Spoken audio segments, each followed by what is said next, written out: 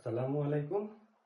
আমাদের আজকের টপিক হচ্ছে liquid ring priming pump.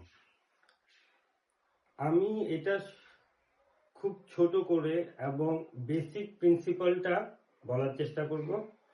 Liquid ring আমরা জানি ইঞ্জিন রুমে সেন্ট্রিফিউগাল পাম্প ইউজ করা হয় এবং কিছু সেন্ট্রিফিউগাল পাম্পে আপনার প্রাইমিং ইউজ করা হয়। প্রাইমিং জিনিসটা কি? প্রাইমিং জিনিসটা হচ্ছে এয়ার বা গ্যাসকে লাইন থেকে রিমুভ করা। সো এই রিমুভ করার জন্য আমরা বিভিন্ন ধরনের প্রসেস ইউজ করি, তার মধ্যে লিকুইড রিং প্রাইমিং পাম্প একটা প্রসেস। সো আমরা দেখি যে এটা বেসিক প্রিন্সিপালটা আসলে কি।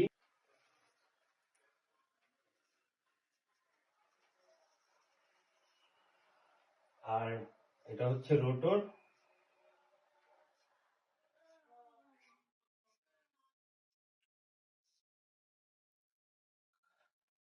আর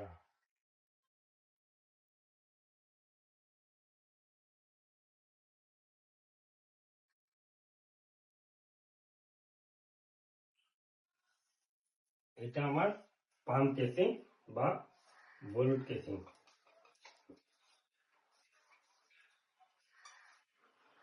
এখন এখানে আমি দুটো পোর্ট দিব, একটা ইনলেট আর একটা আউটলেট।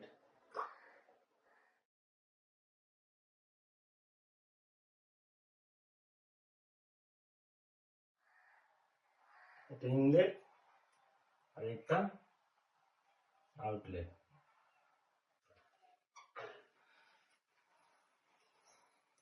এখানে ভ্যান আছে রোটরের সাথে লাগানো।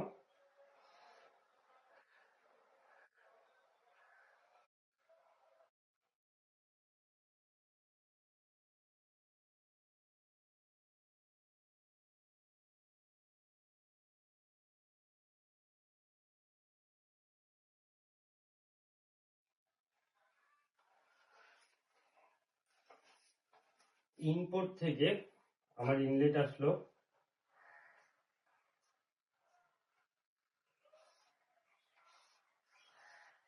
আমি ধরলাম ইনলেট। আউটপুট থেকে এটা আমার আউটলেট।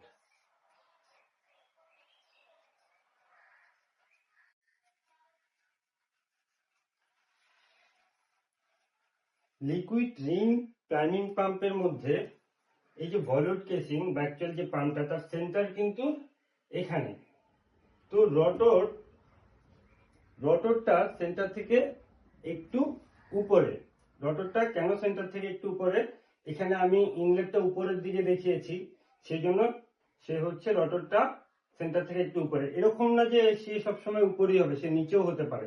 যদি আমার ইনলেট পাইপটা নিচে হতো তাহলে সে একটু নিচে হতো, ডিসচার্জ পাইপটা নিচে হতো তাহলে সে একটু সেন্টার থেকে নিচে হতো।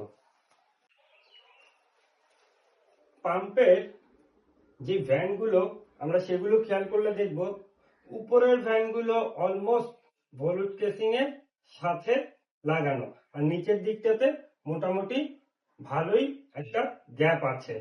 এই যে গ্যাপ, এই গ্যাপে অ্যাকচুয়ালি ওয়াটার ফিল আপ করা থাকে। এই ওয়াটারটা 1/4 তার চেয়ে বেশি থাকতে পারে।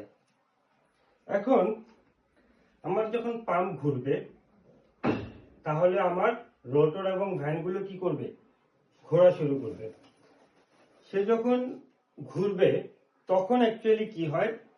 তখন এই লিকুইডগুলো চারপাশে এইভাবে একটা রিং ক্রিয়েট করে।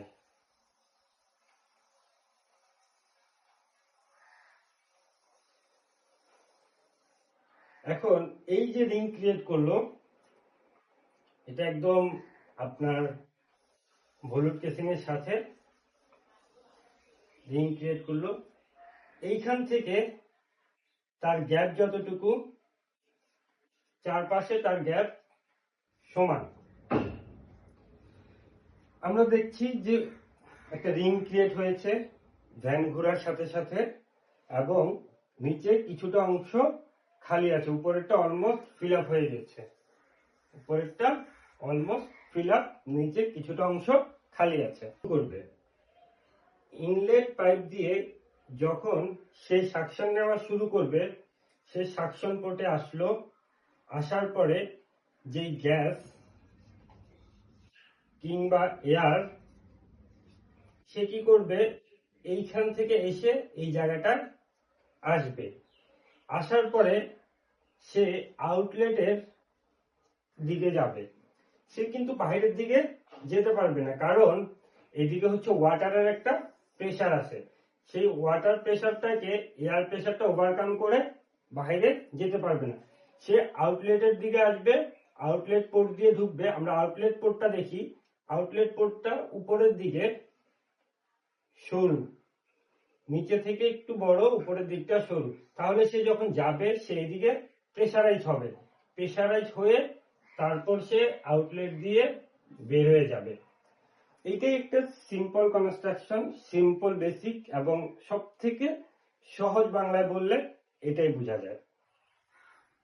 আমরা যখন কোনো বালতিতে পানি নিয়ে বালতিটা ঘুরাই, তখন দেখা যায় যে পানিগুলো চারপাশে ছড়িয়ে যায় এবং একটা রিং এর মতো ক্রিয়েট করে সেন্ট্রিফিউগাল ফোর্সের কারণে। এখানেও সিম্পল ব্যাপার, ভ্যান ঘুরছে, ভ্যান ঘোরার সাথে সাথে ওয়াটারের একটা রিং ক্রিয়েট হয়েছে, এয়ার ইনলেট দিয়ে ঢুকে ট্র্যাপড হয়ে সে আউটলেট দিয়ে প্রেসারাইজ এয়ার বের হয়ে চলে যাচ্ছে রিজার্ভ ট্যাঙ্ক অথবা অ্যাটমসফিয়ারিক, বা যেখানে যে রকম মেকানিজম থাকে সেইভাবে। এটাই actually liquid ring priming pump. ধন্যবাদ সবাইকে।